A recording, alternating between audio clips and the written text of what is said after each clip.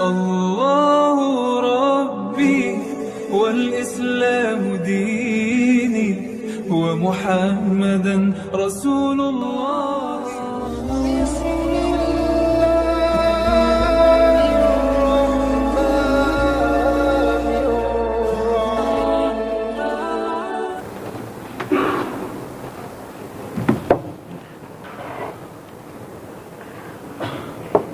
Assalamualaikum warahmatullahi wabarakatuh. Bismillah. Innal hamdalillah nahmaduhu wa nasta'inuhu wa nastaghfiruhu wa nastahdiih. Na'udzu billahi min syururi anfusina wa min sayyiati a'malina. May yahdihillahu fahuwal muhtadi wa may yudlil falan tajida lahu waliyyan mursyida. Asyhadu an la ilaha illallah wahdahu la syarika lah wa asyhadu anna Muhammadan abduhu wa rasuluhu la nabiyya ba'dah. Allahumma salli wa sallim ala hadha an-nabiyil karim wa ala alihi wa sahbihi ajmain, amma ba'd. Qala Allah ta'ala fi kitabihil karim wa huwa asdaqul qa'ilin. A'udzu billahi minasy syaithanir rajim. يا أيها الذين آمنوا اتقوا الله حق تقاته ولا تموتن إلا وأنتم مسلمون. وقال عز من قائل وسارعوا إلى مغفرة من ربكم وجنة عرضها السماوات والأرض وعدت للمتقين الذين ينفقون في السراء والضراء والكاظمين الغيظ والعافين عن الناس والله يحب المحسنين والذين إذا فعلوا فاحشة أو ظلموا أنفسهم ذكروا الله فاستغفروا لذنوبهم ومن يغفر الذنوب إلا الله ولم يصروا على ما فعلوه وهم يعلمون. أما بعد أوصيكم ونفسي وإياي بتقوى الله فقد فاز المتقون. Sidang Jumat yang berbahagia, marilah melalui momentum sholat Jumat yang baik ini kita mantapkan kembali ikhtiar kita, upaya dan langkah-langkah kita dalam mengarungi hidup beragama agar setiap harinya merupakan penambahan amal-amal soleh, prestasi-prestasi positif, capaian-capaian yang bermanfaat bagi manusia, bagi lingkungan, bagi bangsa maupun bagi agama. Karena itu merupakan cerminan peningkatan ketakwaan. Sebagaimana dipesankan oleh Allah Subhanahu wa taala, qu anfusakum wa ahlikum nara. Jagalah dirimu dan jaga pula keluargamu dari jilatan api neraka. Hadirin sidang Jumat yang berbahagia, usikum wa nafsi wa iyaya bitaqwallah faqad fazal muttaqun.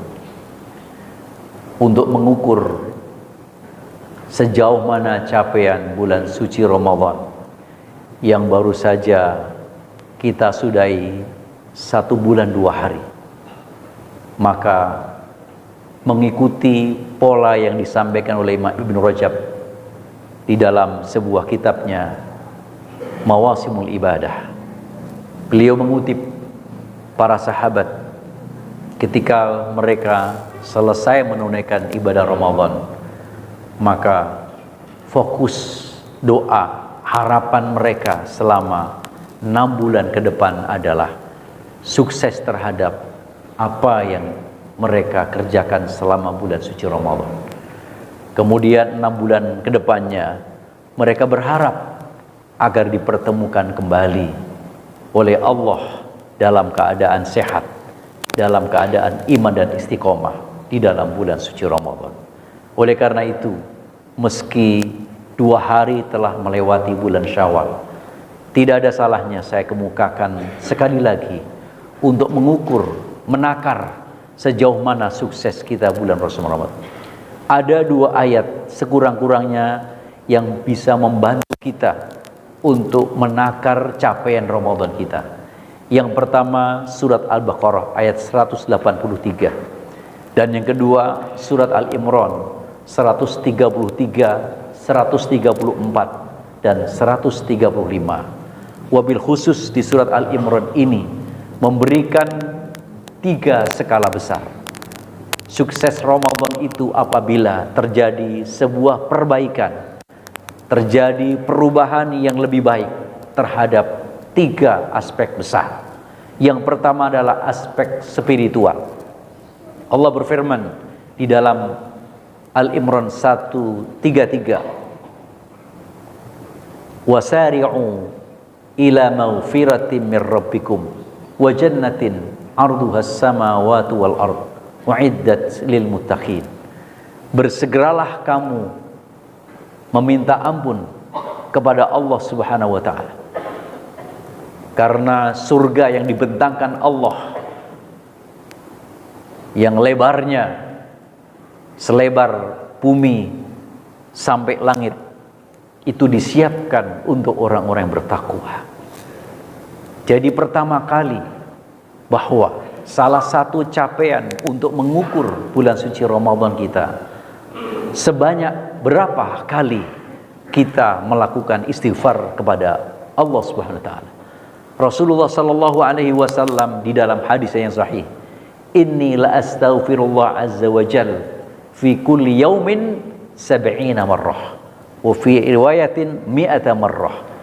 Saya setiap hari beristighfar kepada Allah sekurang-kurangnya 70 kali dan bahkan bisa 100 kali.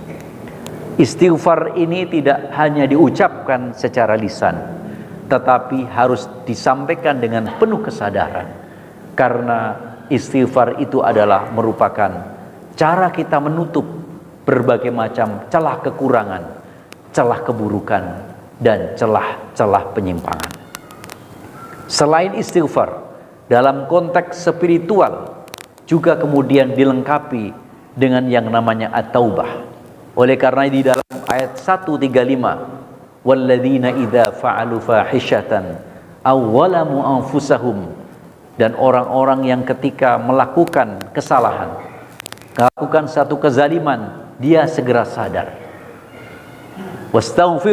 Wastaghfirullah wa dhalamu zakarullah, maka dia segera bangkit ingat kepada Allah. Walam yusirru ala ma fa'aluhu wa hum ya'lamun. Setelah bangkit, maka dia harus mencabut perbuatannya itu dan kemudian tidak mengulangi serta berjanji untuk tidak kembali.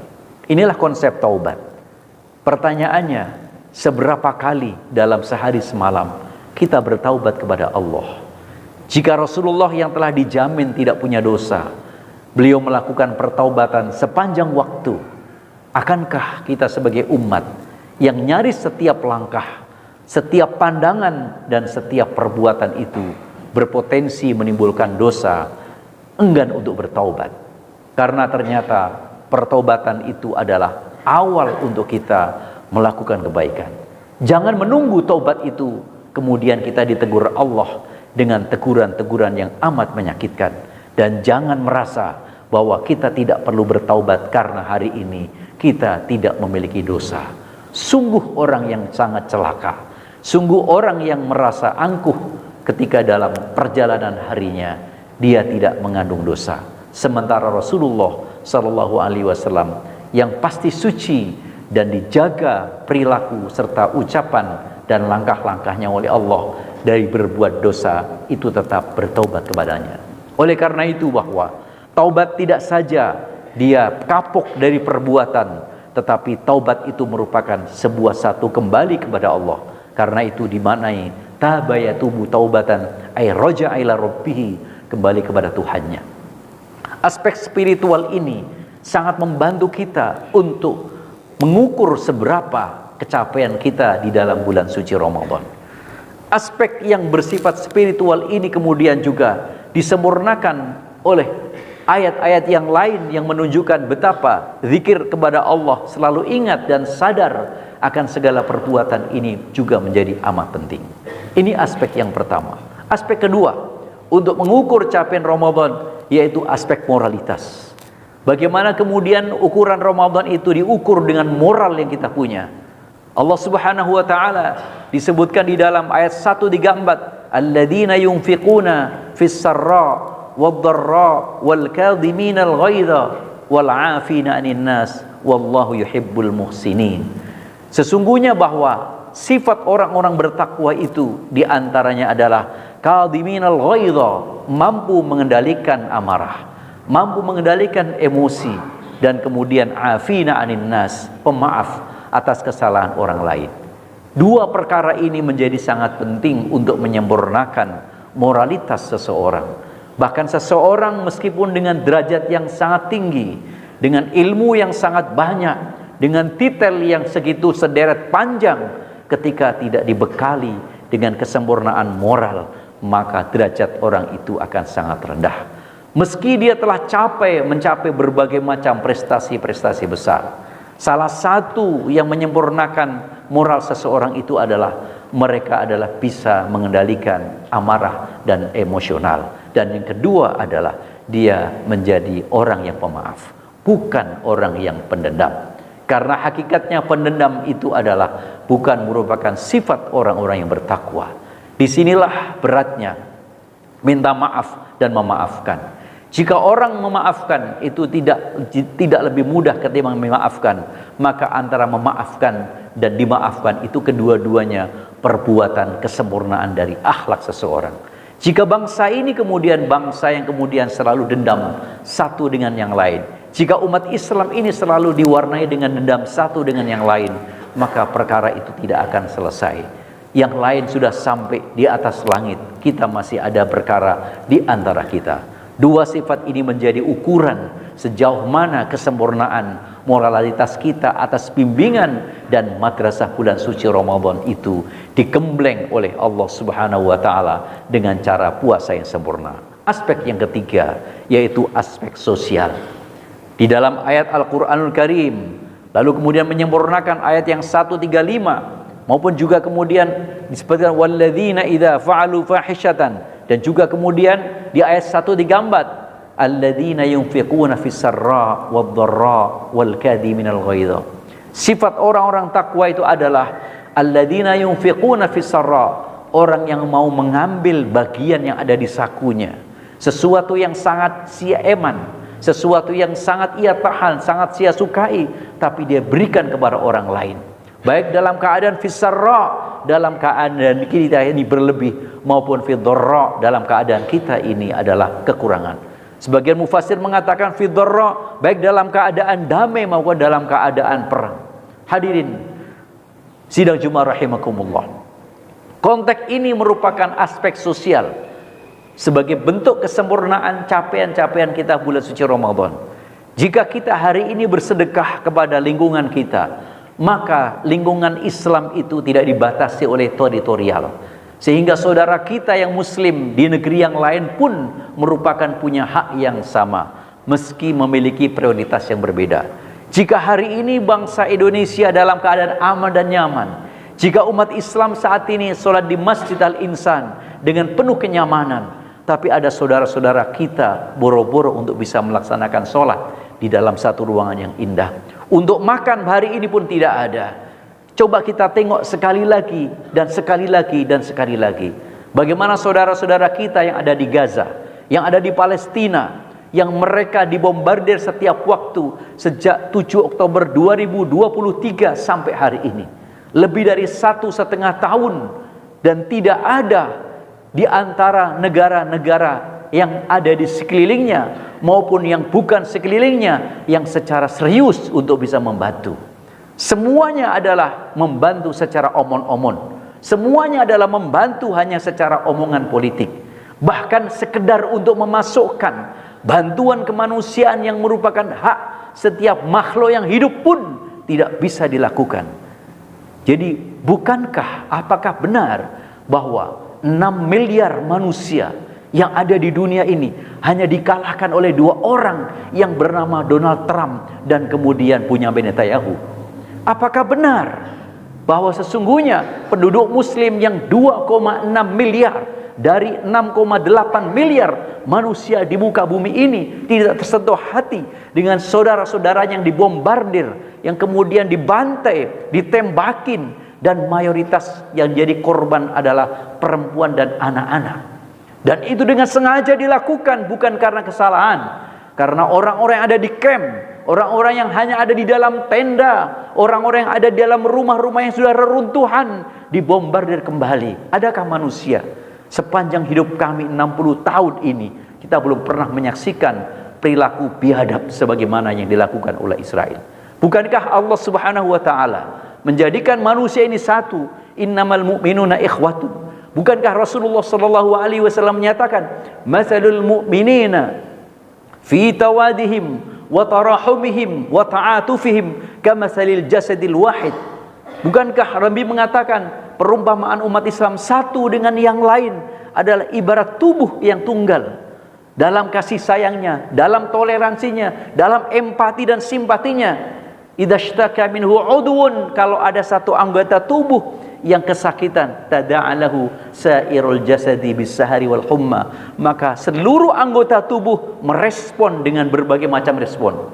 Ada yang respon dengan mengatakan sakit mulutnya, ada respon dengan tangan yang kemudian mencari obat, ada respon yang kemudian memijit, ada respon. Ini adalah tubuh. Itu ibarat umat Islam satu dengan yang lain, dan itu tidak dibatasi oleh konteks teritorial. Karena itu tidak ada pertanyaan kenapa kita harus jauh-jauh berinfak, bersedekah. Saudara-saudara kita yang ada di sekeliling kita, itu mereka membutuhkan. Saudara-saudaraku yang saya muliakan, di sekeliling kita tidak ada yang kelaparan. Di sekeliling kita sekurang-kurangnya ketika mereka ada tempat berteduh. Di sekeliling kita tidak ada yang kelaparan mati karena kemudian tidak dapat makan. Tapi saudara-saudara kita yang ada di Gaza, yang di Palestina, hari ini, detik ini, saat ini mereka dibombardir. Dan mereka kemudian sudah lebih 40 hari Israel menutup semua pintu-pintu untuk masuk pembantuan, dan tidak ada setetes air pun. Bahkan kemudian air keruh pun mereka minum. Bahkan kemudian makanan-makanan tepung-tepung basi pun mereka usuh kembali karena tidak ada pilihan yang lain. Adakah manusia yang memiliki hati? Adakah manusia yang punya pikiran di tengah-tengah negara modern, di tengah-tengah negara yang mengatakan demokratis? Semua itu adalah omong kosong. Kita ditipu oleh orang-orang penjahat. Oleh karena itu umat Islam mesti sadar, mesti paham, mesti mengerti, mesti tahu, mesti melek, mesti bergerak dan mesti melakukan sesuatu. Jika kita tidak melakukan sesuatu, apa yang akan dijawab di depan Allah ketika dikatakan saudara kamu, kau melihat, kau mendengar melalui media mainstream, media sosial dan seterusnya, itu tersebar secara luas. Kenapa kita pura-pura Kenapa kita pura-pura bisu? Kenapa kita pura-pura tuli? Kenapa kita pura-pura tidak tahu? Ini semuanya adalah tindakan-tindakan akan dipertanggungjawabkan di depan Allah Ta'ala. 3 komponen inilah yang kemudian menjadi pesan utama di dalam bulan suci Ramadan. Karena itu Imam Al-Ghazali mengkritik perilaku umat Islam di zamannya dalam sebuah kitab besar yang terdiri dari 6 juz di kitab Ihya Ulumuddin, bahwa ruh di dalam kitab itu dikatakan bahwa kalian melaksanakan sholat dengan nikmat, kalian berbondong-bondong untuk umrah dan haji, kalian berbondong-bondong untuk kemudian berpamer ibadah ke sana kemari, tapi saudara-saudara kalian kalau tidak perhatikan, lalu Islam yang mana yang akan bisa naik? Jika kemudian di tengah-tengah di sana umrah jutaan orang, haji jutaan orang, tapi 1-4 jam berikutnya Anda biarkan orang-orang itu kelaparan, mati, ditembakin oleh orang-orang yang tidak senang kepada sesama manusia. Bukankah itu merupakan sebuah cara ibadah yang sektoral? Tentu disinilah kesimpulan terakhir bahwa Ramadan mengajak kita untuk spiritualisasi beragama. Dengan kata lain, Ramadan memberikan didikan kita agar amal-amal ibadah agama kita tidak sekedar rutinitas dan tidak memenuhi kewajiban, tetapi dia harus memiliki ruh, dia harus bisa hidup, dia harus bisa melindungi, dan dia harus bisa memberikan pembelaan. Semoga Allah Subhanahu wa taala memudahkan kita semua untuk bisa menghidupkan amal-amal ibadah kita dalam bentuk amal ibadah yang memiliki spirit yang sempurna. Barakallahu li wa lakum fil Qur'anil azim wa nafa'ani wa iyyakum bima fihi minal ayati wa dzikril hakim. fataqabbal minni wa minkum tilawatahu innahu sami'un alim wastaghfiruhu innahu al-ghafurur rahim. Allahumma anta rabbi la ilaha illa anta khalaqtani wa ana 'abduka wa ana 'ala ahdika wa abu laka bi ni'matika alayya wa bi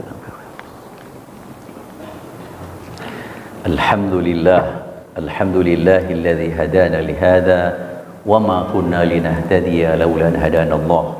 Asyhadu an la ilaha illallah wa asyhadu anna Muhammadan abduhu wa rasuluh. Allahumma salli wa sallim ala hadan nabil karim wa ala alihi wa sahbihi ajma'in. Usikum wa nafsi wa iyaya bi taqwallah faqad fazal muttaqun. Ya ayyuhalladzina amanu taqullaha wal tanzur nafsum ma qaddamat lighad wattaqullaha innallaha khabirum bima ta'malun. Summa sallu wa sallimu ala nabiyina wa nabiyikum Muhammadin sallallahu alaihi wasallam fa innallaha azza wa jalla qala innallaha wa malaikatahu yusalluna 'alan nabi ya ayyuhalladzina amanu sallu 'alaihi wa sallimu taslima. Allahumma salli ala sayyidina Muhammad abdika wa rasulika nabil ummi wa ala alihi wa sahbihi wa sallam tasliman katsira 'adada ma ahata bi ilmuk wa khatta bihi qalamuk wa ahsahu kitabuk waradallahu an sadatina Abi Bakar wa Umar wa Utsman wa Ali wa anis sahabati ajma'in wa anit tabi'in wa tabi'in bi ihsan ila yaumil wa alaina ma'ahum bi rahmatika ya arhamar rahimin. Allahumma fil muslimin wal muslimat wal mu'minin wal mu'minat al ahya'i minhum wal amwat innaka sami'un qaribun mujibud da'awat. Allahumma ja'al baldatana Indonesia hadhihi baldatan thayyibah baldatan aminah baldatan ra'iyah baldatan thayyibah baldatan aminah bi